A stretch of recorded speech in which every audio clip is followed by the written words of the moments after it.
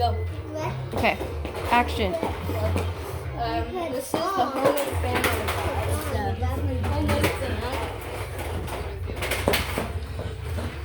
Okay, so it likes to fall.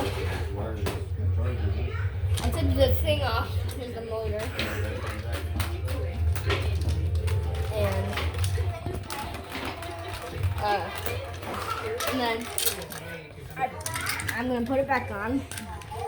The base is my 2 fan ceiling fan catalogs, and it look good as being a base for this fan.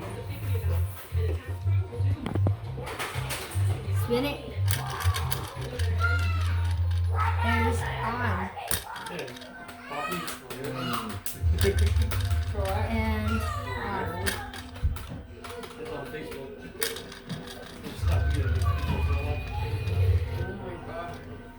pretty good spin down. Thanks for watching.